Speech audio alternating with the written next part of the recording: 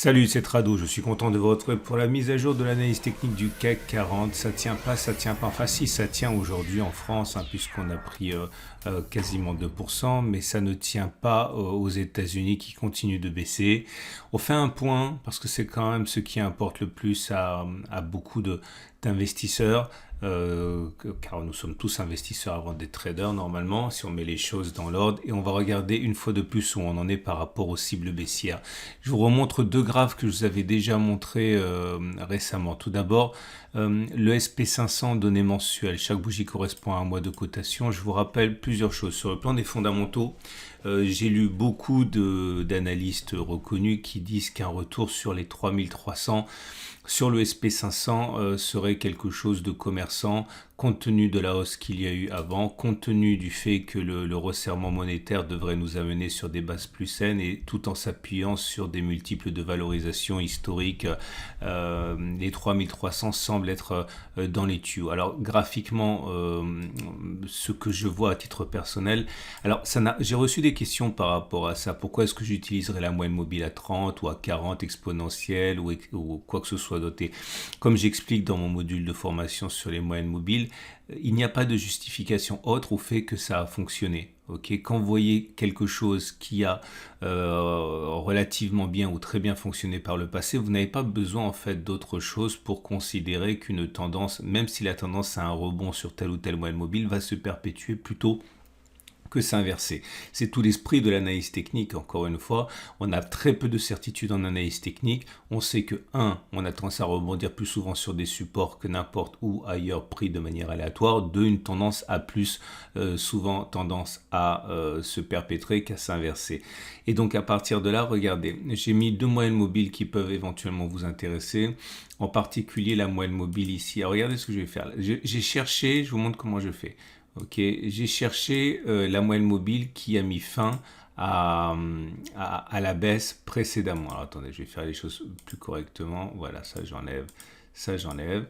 Ok, alors ce que j'ai simplement fait, c'est regarder sur le SP500 les niveaux à partir duquel on peut espérer que la consolidation soit proche sur le SP500. Donc j'ai simplement, et ça pour ça le PRT est très bien parce qu'on peut le faire de manière très visuelle, j'ai simplement fait évoluer la période de ma moyenne mobile mensuelle. Et là, vous voyez, en descendant, voilà, je me suis arrêté là. Ça n'a aucune justification autre que le fait que les précédentes grandes consolidations sur le SP500 se sont arrêtées, on regarde 44. Voilà. Moyenne mobile simple à 44, il semble que ça donne fin aux investisseurs.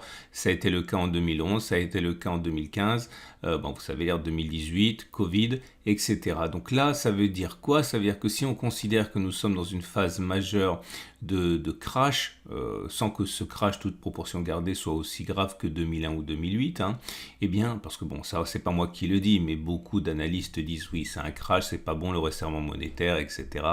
Mais voilà, c'est pas aussi mauvais que 2001, 2008, voire que Covid.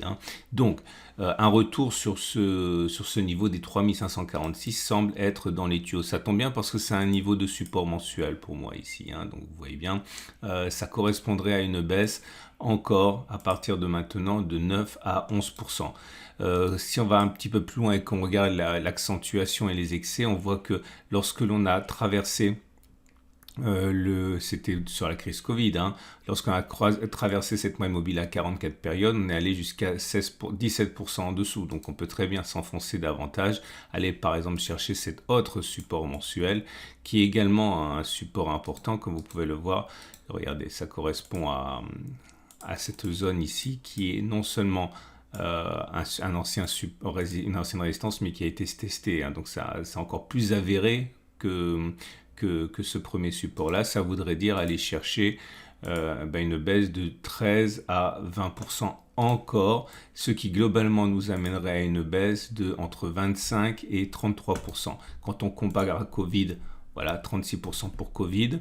Et quand on regarde ce qui s'est passé, par exemple, en 2008, on en était à moins 50, moins 60 même, et en 2001, on était à moins 50 à peu près. Donc voilà, si c'est une crise grave, aller chercher ce niveau cocherait toutes les cases, hein. Donc encore 18% à perdre au maximum, entre guillemets, et 8%, 9% à minima. Maintenant, si on regarde ce qui se passe sur le Nasdaq, je vous avais expliqué plusieurs choses. La première, c'est que pareil, selon la même méthode, alors là, on va faire évoluer la moyenne mobile simple pour voir ce qui a fonctionné précédemment. Et on essaie de relier les points et voilà, là on absorbe tous les chocs récents. C'est pour ça que je vous l'avais proposé. La moyenne mobile à 29-30 semaines. On pourrait même affiner un petit peu. Voilà, là on perd un peu de la qualité. À 28, si on dit globalement 30, on absorbe tous les chocs. Non, je dis des bêtises. 25, on absorbe tous les chocs depuis 2011 et ça nous donne un objectif qui a déjà été rallié. Il reste plus qu'à trouver un support. Donc ça veut dire que toute cette zone qui est un support mensuel pour le Nasdaq est intéressante, hein, en ce sens que on peut espérer que la baisse s'arrête là. Le Nasdaq a pris de l'avance dans la baisse, hein. Le Nasdaq est en avance en général. Donc ça veut dire que le SP500 peut continuer à baisser pendant que le Nasdaq aura fini de baisser. On a déjà 30% de baisse. Par rapport à Covid, on avait fait 32%, un peu avant on avait fait 23%, donc là pareil, je pense qu'on est relativement à l'abri, protégé par cette zone. Alors si maintenant je prends la moyenne mobile à 40 mois exponentielle, on voit qu'on n'a pas encore touché, et ça c'est la plus belle en fait, hein, des moyennes mobiles optimisées. On voit qu'elle a vraiment bien épousé toutes les agressions, hein, que le Nasdaq a connues, et là on y est presque. Voilà, j'espère que ça vous aide encore une fois, hein, à trouver un petit peu les points. Alors, pourquoi c'est important? Parce que le CAC 40, c'est même pas la peine de le regarder à ce niveau, puisque tant que les marchés, et on l'a vu, hein, baisseront aux États-Unis, le CAC 40 baissera avec. Et si on applique les mêmes moyennes mobiles que sur les autres indices, on voit que ça ne fait absolument rien, c'est absolument pas légitime. C'est pour ça qu'à ce moment-là, il faut vraiment chercher d'autres éléments. Mais il y a aussi le fait que le CAC 40, c'est le CAC 40 dividendes non réinvestis. Il faudrait regarder pour que les choses soient comparables. Le CAC 40 avec les dividendes réinvestis, comme c'est le cas, et on n'a rien de vraiment similaire. Vous voyez, si je mets la moyenne mobile à mensuelle, on voit que on est bien en peine de trouver quelque chose qui soit aussi significatif que ce que je vous ai montré sur les marchés américains. Non, vous voyez, ça serait forcer le trait que de chercher une moyenne mobile qui épouse parfaitement. Donc on va simplement regarder, hein, la manière dont les marchés américains gèrent leur baisse, et on espérera que ça tombera sur un support important. On a déjà évoqué, hein, ce support trimestriel ici à 6100 qui a déjà été salvateur, on va dire. Si on devait s'enfoncer de manière significative, on l'aura compris, c'est ça la prochaine zone, hein, de support. Ça voudrait dire baisser encore de 20%, 17 à 20%. Alors, toujours pareil, une fois que l'on a dit ça, et c'est tout l'esprit de ma méthode d'accumulation rationnelle, en tant qu'investisseur, l'important, c'est pas de savoir jusqu'où ça va baisser. L'important, surtout, c'est d'être encore là pour récupérer et accumuler au fur et à mesure. Et comme je l'ai déjà dit à moult reprises, le plus important, mais c'est pas un conseil que je vous donne, c'est ce que je fais. Je conserve toujours de quoi accumuler. J'accumulerai ici, j'accumulerai là. Ok, j'accumulerai à chaque fois que cela baissera de manière significative sur des supports importants, de telle manière que lorsque ça repartira, parce que ça repartira toujours à un moment ou à un autre, hein, c'est ce qui se passe historiquement, eh bien j'aurai accumulé sur des niveaux faibles, et quand on reviendra au précédent sommet, là où j'aurais été à zéro, si j'avais rien fait, je serais quand même dans le positif sur toutes les positions que j'aurais renforcées pendant la descente. Voilà. Cela étant dit, si on regarde simplement les valorisations, hein, je vous rappelle encore une fois qu'au niveau du Nasdaq, on est sur des niveaux de valorisation qui sont moyennes, historiques. Okay. On n'est pas à des niveaux de panique baissière, et pour le SP500 non plus. Clairement, je suis en train de vous dire qu'on est sur des niveaux plutôt moyens de valorisation, mais si on price un crash important et une panique importante sur le SP500 et le Nasdaq, il y a encore de la matière à la baisse, ce qui justement confirme l'idée que l'on puisse baisser sur les supports précédemment évoqués. Allez, on passe au CAC 40 en données journalières. Et le CAC 40 fait état d'une situation de rémission, mais bon, avec toute la difficulté qu'il y a à y croire, hein, au regard de ce qu'on vient de dire précédemment, nous avons bien une bougie verte qui termine sur les plus hauts avec une progression de 2,5%. C'est difficile de faire plus favorable. Le rebond n'est pas anecdotique et il n'est pas non plus anodin puisqu'il intervient sur le support trimestriel les 61, 20, 75. Néanmoins, plusieurs choses à prendre en considération. La première, c'est que on a expliqué hein, qu'il fallait avoir au moins une bougie Aiki Nashi qui soit encourageante. Non, c'est pas vrai, mais c'est préférable. Là, la bougie Aiki Nashi, je vous invite à regarder la vidéo d'hier, n'est pas encourageante du tout. Hein. C'est une bougie d'indécision, c'est pas une bougie haussière. Encore une fois, regardez la vidéo d'hier. Si on parle de Thrill and Break, c'est encore plus anecdotique ce qui se passe aujourd'hui puisque vous n'avez absolument rien de nouveau sur le graphe. Hein. C'est toujours un bloc rouge. À noter qu'il faudrait donc clôturer au-dessus des 6400 ici pour avoir notre premier bloc vert. Et si on avait notre premier bloc vert, on a déjà testé de nombreuses reprises que généralement, quand il y a un bloc vert, il y en a un deuxième et un troisième après. Hein. Regardez, un premier bloc vert, plusieurs blocs verts, premier bloc vert, plusieurs blocs verts, etc. C'est pas toujours vrai. Mais c'est quand même plus souvent vrai que ce n'est faux. Donc, je dirais là, on est dans la phase où personne ne croit au rebond technique et personne n'en profite véritablement, tout en sachant encore que si jamais rebond technique il y a, ça ne pourrait pas forcément nous amener très très haut. On y reviendra plus tard avec les trades.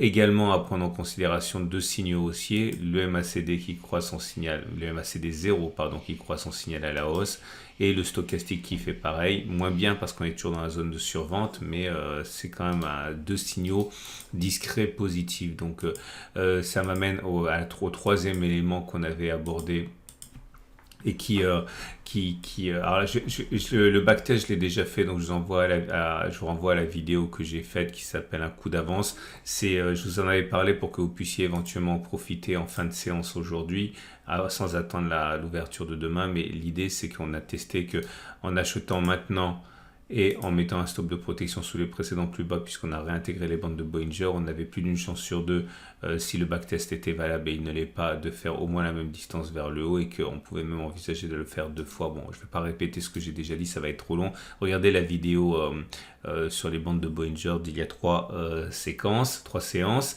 Le gap va sans doute être comblé dans la foulée, hein, puisque son objectif a déjà été rallié. Hein, si on prend la distance parcourue avant et que l'on reporte par-delà, ça a déjà été rallié. On a également d'autres éléments que j'avais pas mentionnés en leur temps, parce que j'ai parlé d'autres choses, mais vous savez, le super drain, vous le savez, quand c'est cassé à la baisse, il est rare que l'on clôture pas plus bas que les plus bas de la bougie de cassure. Bon, ça a été fait déjà sur la séance du 9 mai, ça nous sert pas à grand chose. Pareil pour le SAR qui a produit un scénario identique, hein, cassure du SAR et on est allé plus bas.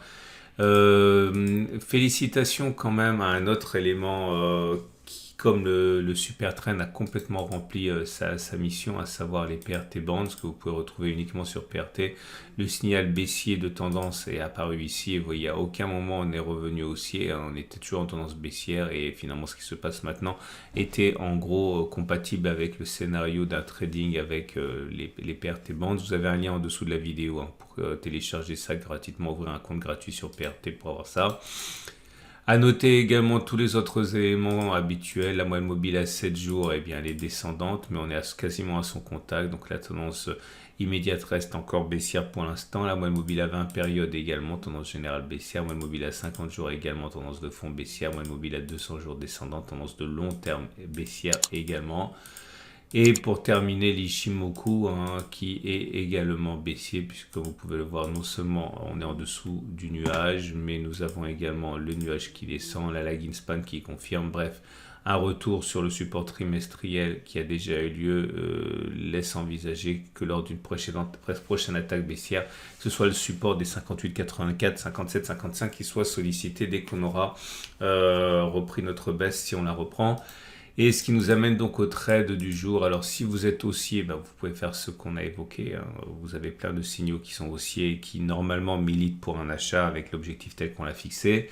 Si vous êtes baissier, je ne vois pas d'intérêt à spéculer à la baisse avant cette zone de résistance hebdomadaire. Hein. Je vous remonte les données hebdomadaires. On a beaucoup parlé en son temps, donc je ne vais pas en reparler trop maintenant, mais en 2 mots quand même, c'était un support. Il a été cassé. Une fois qu'il a été cassé, il a changé de polarité, est devenu résistance. C'est le sens des échecs que l'on a connus là. Si on va chercher cette zone de résistance hebdomadaire, il y en a sans doute beaucoup qui en profiteront pour spéculer à la baisse et alléger leur position. Voilà ce qu'on pouvait dire pour le CAC 40. Je vous invite à regarder, si vous le désirez, toujours mon format sur l'accumulation rationnelle sur l'investissement de long terme. Également, si vous y croyez encore, ce qui se passe sur les cryptos est absolument désastreux pour des millions d'investisseurs en crypto. Mais si vous pensez que au-delà des vicissitudes de court terme, Bitcoin, Ethereum, donc les 2 cryptos dominantes, ont quand même un avenir plus tard, eh bien vous pouvez regarder les zones d'intervention. C'est les soldes, donc forcément c'est un moment qui peut être séduisant. Et également, alors ça j'en parle pas beaucoup, mais je vais recommencer à en parler un petit peu, mais vous savez, tout le monde s'est jeté sur les cryptos, tout le monde s'est jeté sur les actions parce que c'était en vogue.